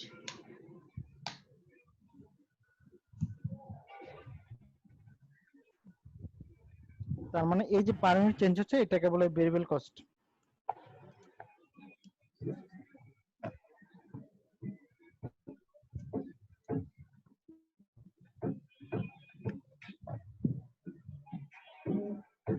কারো কোনো কনফিউশন আছে? আরেকবার একটু No, sir. আমরা বলছি আমরা যে কাজটা করতে পারি, আমরা যদি মিক্সড কস্ট আইডেন্টিফাই করতে পারি তাহলে কস্টগুলো থেকে আমরা ভেরিয়েবল কস্ট এবং ফিক্সড কস্টগুলোকে সেপারেট করতে পারি। তো এই সেপারেট করার অনেকগুলো মেথডোলজি আছে, ইঞ্জিনিয়ারিং মেথডোলজি আছে, গ্রাফিক্যাল মেথডোলজি আছে, হাইলো মেথড আছে, লিস্ট কস্ট মেথড আছে, রিগ্রেশন অ্যানালাইসিস আছে। সো আমরা এই জায়গায় যে কাজটা করব, আমরা হাইলো মেথড ইউজ করে আমরা কি করব? সেটা থেকে বের করব। হাইলো মেথডের নিয়মটা হলো আমার হাই অ্যাক্টিভিটি গুলো আইডেন্টিফাই করতে হবে এবং লো অ্যাক্টিভিটি আইডেন্টিফাই করতে হবে। হাই অ্যাক্টিভিটির সাথে তার কস্ট, লো অ্যাক্টিভিটির সাথে তার কস্ট আইডেন্টিফাই করে আমার অ্যাক্টিভিটি চেঞ্জ কত হয়েছে এবং তার কস্টে চেঞ্জ কত হয়েছে সেটা বের করতে হবে। এই কস্টের চেঞ্জকে তার অ্যাক্টিভিটি লেভেল দ্বারা যদি ভাগ করি তাহলে যে পার ইউনিট কস্টটা বেরোবে সেটাকে বলা হয় ভেরিয়েবল কস্ট। তাহলে দেখেন আমার হাই অ্যাক্টিভিটি কত ছিল এই জায়গায়? 8000, তার কস্ট কত? 9800। তাহলে হাই অ্যাক্টিভিটি লেভেলে 8000, তার কস্ট 9800। লো অ্যাক্টিভিটিতে যদি যাই তার অ্যাক্টিভিটি হলো 5000, তার কস্ট হলো 7400। তাহলে আমার টোটাল অ্যাক্টিভিটি লেভেলে চেঞ্জ কত আসছে? 8000 মাইনাস 5000 সমান হলো 3000। আর কস্টের ক্ষেত্রে আমার কত আসছে ৯৮০০ মাইনাস ৭৪০০ সমান হলো ২৪০০। তার মানে ২৪০০ কে যদি আমরা ৩০০০ দ্বারা ভাগ করি তাহলে প্রতিটা ইউনিটে আমার চেঞ্জ হচ্ছে কত 0.8 টাকা। তার মানে এটা হলো আমার পার ইউনিট ভেরিয়েবল কস্ট। এখন আমরা যদি টোটাল ফিক্সড কস্ট বের করতে যাই তাহলে এটা আমরা কিভাবে বের করব? আমরা আইদার হাই অ্যাক্টিভিটির cost minus high activity level ৮০০০ আছে ইনটু ভেরিয়েবল কস্ট আমরা যদি করে দেই, অর্থাৎ আমরা যদি টোটাল কস্ট থেকে ভেরিয়েবল কস্টটা বাদ দেই তাহলে আমার কি হবে ফিক্সড কস্টটা বের হবে। আমি এটা এভাবে করতে পারি, অথবা আমি যে কাজটা করতে লো অ্যাক্টিভিটি লেভেল মাইনাস আবার প্রথম ৫০০০ ইনটু আমার পার ইউনিট ভেরিয়েবল কস্ট সেম। তার মানে আমাকে যে কোনো একটা নিয়ে কাজ করতে হবে, হয় হাইটা কিংবা লো, যে কোনো একটা নিয়ে কাজ করতে হবে। আমি আইদার হাইটা নিয়ে কাজ করব নতুবা লোটা নিয়ে কাজ করব। এই জায়গায় দেখেন সমস্যাটা কোন জায়গায় হচ্ছে আমি একটু বলি। অনেক সময় আমরা যে কাজটা করি এটা দিয়ে ভাগ করে আমরা দেখি যে এই দুইটার ক্ষেত্রে যদি আমরা নিই জানুয়ারি ফেব্রুয়ারির ক্ষেত্রে আমার অ্যাক্টিভিটি লেভেল কত চেঞ্জ কত হয়েছে 1500। আমি যদি আমার কস্টের চেঞ্জের কথা বলি কত হয়েছে এত, তাহলে পার ইউনিট চেঞ্জ কত হচ্ছে আমার দেখেন 0.4, কিন্তু আমি এই জায়গায় ভেরিয়েবল কস্ট কত ধরেছি কত পাইছি 0.8, যার কারণে হাইলো মেথড বলছে না। ইয়েস, আপনারা কি বুঝতে পারছেন আমার কথা? স্যার ফিক্সড কস্ট আবার প্রথম আমি আপনাদের কথা বুঝতে পারছি না স্যার উনি কিছু আস্ক করেনি আপনি। আচ্ছা আমি একটু আবার এটা শেয়ার বলছি, একটু দেখেন। ঠিক আমরা বলছি যে আছে আমরা যদি ভেরিয়েবল কস্ট বা ফিক্সড কস্ট বের করতে যাই from mixed cost, then first we need to identify that whether the cost is variable or fixed. So once we identify that the cost is not variable or fixed, then we can say that this costs are fixed. আমরা যখন fixed cost identify করব, sorry mixed cost identify করব, mixed কস্টকে আমরা কি করব variable অথবা fixed কস্টে যখন divide করতে যাব বা বের করতে যাব এর থেকে আমরা অনেকগুলো মেথডোলজি ইউজ করতে পারি। তার মধ্যে একটা কমন মেথড হলো high low method. High low method বলতে আমরা বুঝি সবাই কি আমার স্ক্রিন দেখতে পাচ্ছেন? না স্যার স্ক্রিন দেখা যায় না। ওকে, হাই লো মেথড বলতে আমরা বুঝছি যে হাই অ্যাক্টিভিটি এবং লো অ্যাক্টিভিটি নিয়ে কাজ করতে হবে। আমার উপরে যে প্রবলেমটা আছে উপরের প্রবলেম থেকে আমরা হাই অ্যাক্টিভিটি হলো ৮০০০ আর লো অ্যাক্টিভিটি হলো ৫০০০, তাহলে দুটো অ্যাক্টিভিটির মধ্যে ডিফারেন্স কত ৩০০০।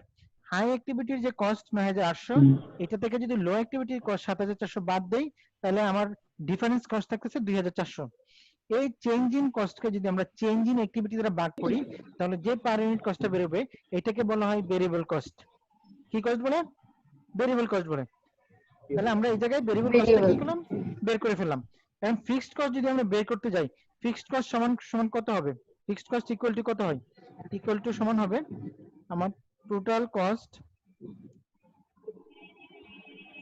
Minus variable cost. কারো কোনো কনফিউশন আছে এই জায়গায়? নাই। তাহলে আমার টোটাল কস্ট কত আছে? যদি আমি হাই অ্যাক্টিভিটি নেই টোটাল কস্ট কত ৯৮০০ মাইনাস ভেরিয়েবল কস্ট আমার কত টোটাল কত হবে? ভেরিয়েবল কস্ট কত হবে? আমি কি অ্যাক্টিভিটি নিছি? হাই অ্যাক্টিভিটি নিছি।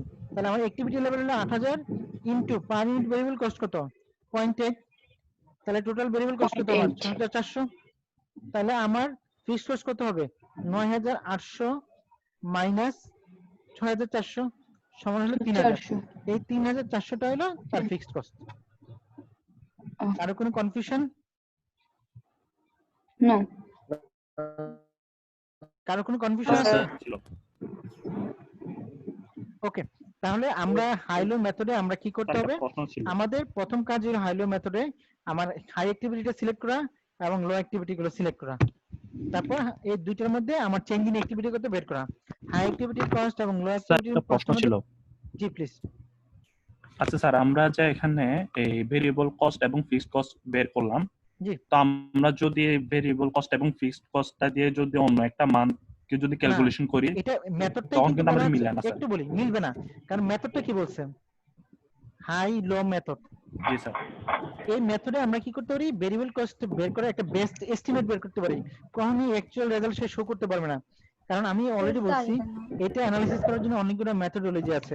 একটা আছে ইঞ্জিনিয়ারিং মেথড, একটা আছে স্ক্যাটারগ্রাফ মেথড, একটা আছে রিগ্রেশন অ্যানালিসিস মেথড, একটা আছে লিস্ট কস্ট মেথড, আর একটা হলো হাইলো মেথড। প্রত্যেকটা method different types of variable cost বের করে। যেহেতু হাইলো মেথডটা অনেক সহজ, সো এটা ইউজ করাটা আমাদের জন্য কনভিনিয়েন্ট, তাই আমরা হাইলো মেথড ইউজ করে আমরা ভেরিয়েবল কস্টটা বের করছি। এটা অনলি অ্যাপ্লিকেবল হবে হাই এবং লো অ্যাক্টিভিটি লেভেলে। অন্য কোনো অ্যাক্টিভিটি লেভেলে ইউজ করলে এটা ডিফারেন্ট রেজাল্ট শো করবে।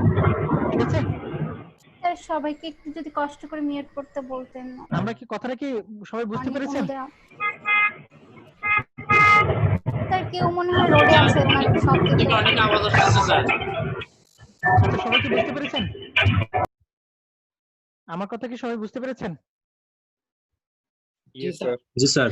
ওকে, তাহলে আমরা যে কাজটা করেছি, আমরা হাই অ্যাক্টিভিটি লেভেল আর হাই লো মেথডটা আমরা দেখলাম। এবার আমরা অন্য কিছুতে চলে যাই।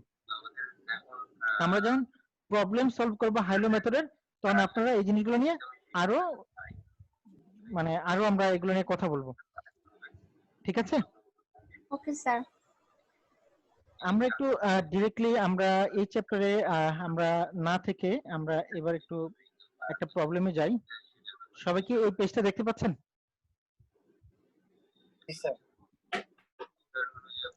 এখানে আমার একটা প্রবলেম দেওয়া আছে, রিভিউ প্রবলেম। এটা থেকে আমরা আইডেন্টিফাই করব কোনটা কি ধরনের কস্ট। ক্লিয়ারলি দেখা যাচ্ছে না ঝাপসা আসছে? স্যার ঝাপসা আসছে। স্যার ঝাপসা আসতেছে। ওকে, 1 minute.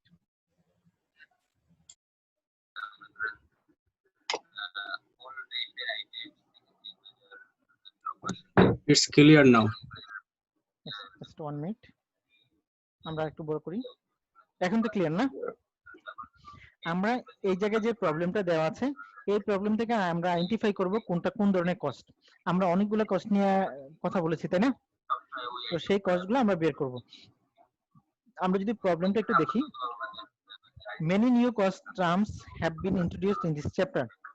It will take you some time to learn what each term means and how to properly classify cost in an organization. Consider the following example. Potter company manufacture furniture. কি manufacture করে? Furniture manufacture করে, including tables. তাহলে তারা furniture manufacture করে including table. Selected cost are given below. তাহলে নিচে 9টা cost আছে, so সেই কস্টগুলোকে আমার কি করতে হবে? ক্লাসিফাই করতে হবে। Yes, Mohammad Ismail hand raise করেছেন। ওকে, তাহলে আমরা দেখেন আমরা কি করে এই পটার কোম্পানিটা ফার্নিচার ম্যানুফ্যাকচার করে ইনক্লুডিং টেবিল। প্রথম আইটেমে বলছে the tables are made of wood that cost $100 per table. তাহলে আমরা বলছি যে ফার্নিচার যেটা তৈরি করে এটা ডাইরেক্টলি কি দিয়ে তৈরি করে? উড দিয়ে তৈরি করে। তাহলে এটা ডাইরেক্ট মেটেরিয়াল কি? উড। তাহলে আমাদের যদি এই the tables are made of wood that cost $100 per dollar, তাহলে এই উডের কস্টটা কি ধরনের কস্ট হবে? Direct material. Direct material cost হবে, এবং it's a part of product cost. কি cost? Product cost. The table are assembled by workers at a wage cost $40 per table. তার মানে এই যে অ্যাসেম্বল করে এই ওয়ার্কাররা হলো টেবিল তৈরি করার কাজে ইউজ করে। তার মানে তারা ডাইরেক্টলি টেবিলটা তৈরি করে। Direct labour sir. Direct labour, direct labour. এবং ইয়েস স্যার প্রথমটা কি ভেরিয়েবল কস্ট হয় না? Definitely variable cost. আমরা প্রতিটা জিনিস প্রথমে আমরা যাব। আচ্ছা আমি একটু বলি, তাহলে প্রথমে আমরা যখন কস্টটা ডিফাইন করেছিলাম তখন কি ধরনের কস্ট করেছিলাম? ডাইরেক্ট কস্ট এবং ইনডাইরেক্ট কস্ট। প্রথমে আমরা এই সবগুলা কস্টকে আইডেন্টিফাই করব whether it is direct cost or indirect cost. Second আমরা আইডেন্টিফাই করব whether it is manufacturing cost or non manufacturing cost. Third we will identify whether it is product cost or period cost.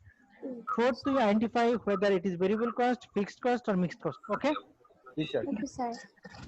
ওকে, এক নাম্বারটা বলেন তাহলে আমরা যদি প্রথমে আসি, এটা ডাইরেক্ট কস্ট না indirect cost?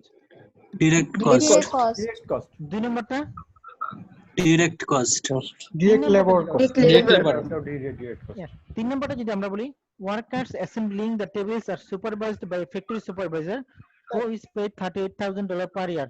So manufacturing overhead. Factory overhead. Overhead. Sir indirect First, direct cost or indirect cost? Indirect Okay. Second type, manufacturing overhead or non-manufacturing overhead? No, এটা হচ্ছে factoring overhead. whether it is direct material, direct labor or factory overhead, Factory overhead. factory overhead. product cost or period cost.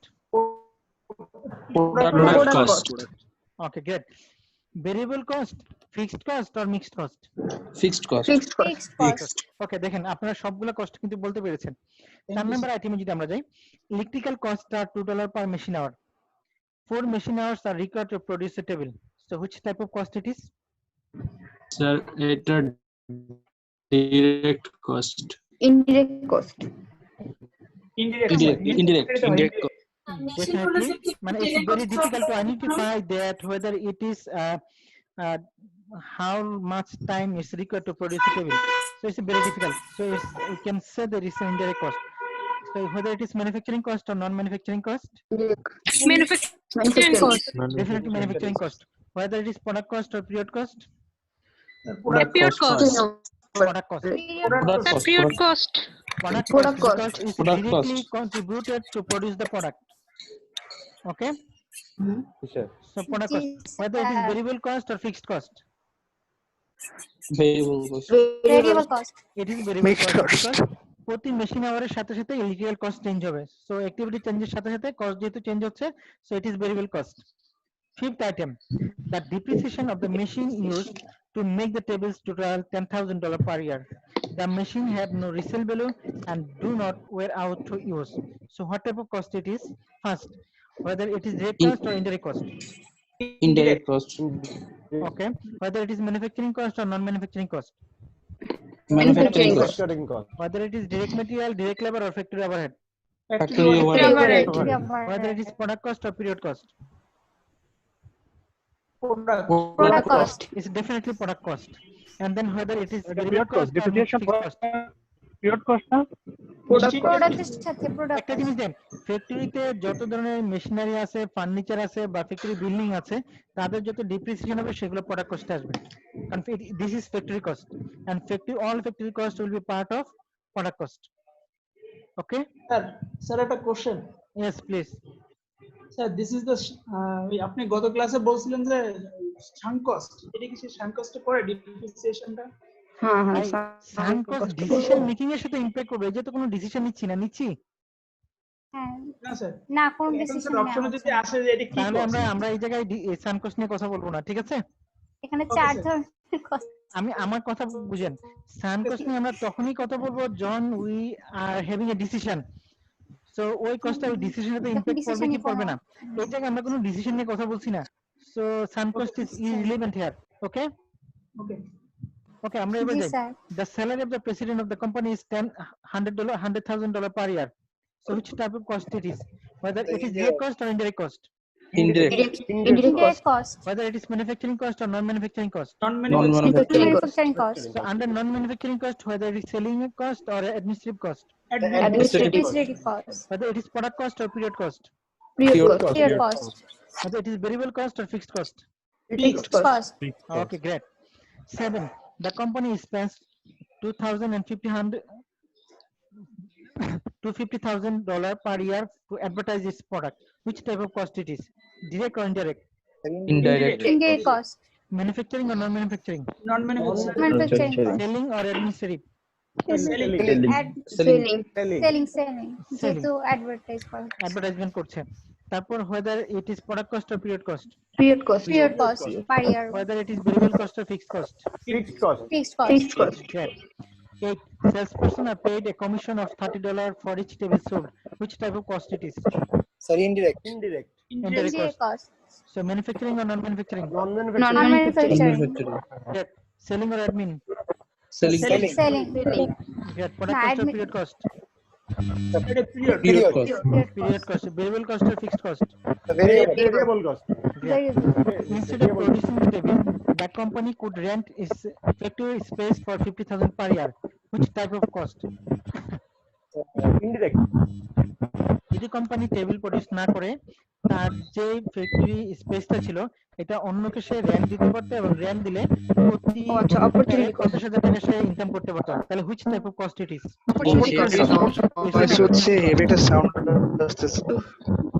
It is opportunity cost. Okay okay, then আমরা আসলে সব ধরনের cost গুলো সম্পর্কে জেনে গেলাম। সো আমরা এটা ধরে নিলাম যে আমরা এগুলো পারবো। আরো কোনো কনফিউশন আছে এই জায়গায়? না স্যার, স্যার আমাদের 6টা থেকে ইকোনমিক্স ক্লাস আছে। হ্যাঁ, আমি 6টার সময় শেষ করে দিব, সো ডোন্ট ওয়ারি। ওকে, আচ্ছা আমরা একটু কথা বলি।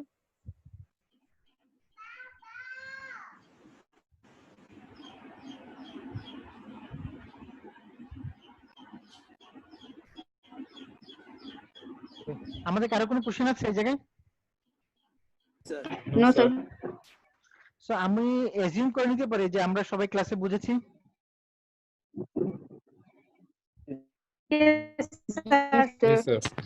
আচ্ছা, আমরা যে ওয়েতে পড়াচ্ছি, is it convenient or is it to understand for you? Yes sir. মানে আমরা কি আমাদের মেথডোলজি চেঞ্জ করব, মেথডটা চেঞ্জ করব, পড়াশোনা যেভাবে করছি না যেভাবে করছি এটাই বেটার হবে? ঠিক আছে, যেভাবে করছি যেভাবে করা হচ্ছে সেভাবে করলে ভালো। আমার একটা প্রস্তাবনা আছে, আমাদের স্টাডি ম্যাটেরিয়াল যেটা বা এই ধরনের শীটগুলো একটু আগে দিয়ে দিলে ভালো হতো। আমরা একটু আমি study all types of document WhatsApp গ্রুপে আপলোড করে দিয়েছি, আমার কাছে কোনো ডকুমেন্ট নাই, পুরো প্লিজ ম্যানেজমেন্ট অ্যাকাউন্টিং দিয়ে হোয়াটসঅ্যাপ দিয়েছি। গ্রুপে এত বেশি মেসেজ আসে যে আমরা অনেকে নাই এই আপনারা গ্রুপটাতে। জয়ের সাথে কথা বলেন, জয় অলরেডি ডাউনলোড করেছে, আমি যতটুকু স্যার হোয়াটসঅ্যাপ গ্রুপে একটা So, প্রবলেম আছে, জয়কে বললে জয় প্রোভাইড করে দিবে, কেউ যদি ঠিক জয়েন আছে? করে।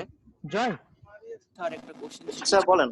হ্যাঁ আপনি তো সবগুলো ডকুমেন্ট মনে হয় ডাউনলোড করেছেন তাই না? জি স্যার। সো আপনাদের কারো যদি কোনো ডকুমেন্ট লাগে আপনারা জয়ের সাথে কমিউনিকেট করতে পারেন personally, not WhatsApp group. So Joy আপনাদেরকে পার্সোনালি এটা শেয়ার করে দিবে, ঠিক আছে? জয় ভাই এর নাম্বারটা কি দেওয়া যাবে, ফোন নাম্বারটা? জি দেওয়া যাবে। একটু বলে দেন সবাইকে। এগুলো কষ্ট করে ফেসবুক গ্রুপে দিয়ে দেন, তাহলে ভালো হয় আর কি। হ্যাঁ, আসলে আমরা অনেকে চিটাগাং থেকে জয়েন করছি, অনেকে হয়তো ওই গ্রুপটাতে বা কিছুতে নেই। আচ্ছা, আপনাদের যদি কমন প্ল্যাটফর্ম Facebook থাকে গ্রুপে সবগুলো আপনারা ডকুমেন্ট আপলোড করতে পারেন, কোনো সমস্যা নেই, ঠিক আছে? ওকে, ফেসবুক গ্রুপ এটা হচ্ছে আমার গুগল ড্রাইভে আপ করে দিয়ে সবাইকে লিংকটা শেয়ার করে দেব। ঠিক আছে, দ্যাটস বেটার। এটা কিন্তু অনেক ভালো হয়। ওকে, সো আমরা আমাদের কারো কোনো কোশ্চেন আছে? কাজ করলে যে ওই যে সফটওয়্যারে জিপ ফাইল বানিয়ে যে গুগলটা রান করলেই হয় আর কি, সেটা আরো সহজ হয় আর কি। কোনো জিপ ফাইল করতে হবে না জয়, আপনি জাস্ট আপনার গুগল ড্রাইভে রেখে গুগল ড্রাইভের লিংকটা শেয়ার করে দিবেন, যার দরকার সে ওই গুগল ড্রাইভ থেকে ডাউনলোড করে নেবে, ঠিক আছে? ওকে, ডান। সো যেটা আজকের ক্লাসের উপর কারো কোনো কোশ্চেন আছে? জি স্যার। আসিফ জি বলেন। স্যার স্টেপ বেরি স্টেপ মেহেদি আপনি আপনার কথা কে আসিফ বলছেন না মেহেদি বলছেন বুঝতে পারছি না। স্যার আসিফ। আচ্ছা, আমরা যেটা হচ্ছে অলরেডি টাইম শেষ হয়ে গেছে, সো আমরা যদি কোনো কোশ্চেন থাকে আমরা নেক্সট ক্লাসে অর্থাৎ আগামীকাল আমরা এটা নিয়ে ডিসকাস করব, ঠিক আছে? সো সবাইকে থ্যাংক ইউ আমার ক্লাসে জয়েন করার জন্য। Thank you sir. আশা রাখছি আবার আগামীকাল আপনাদের সাথে দেখা হবে। ইনশাআল্লাহ। আসসালামু আলাইকুম। ওকে স্যার, And ইনশাআল্লাহ। সবাইকে ধন্যবাদ। আসসালামু আলাইকুম।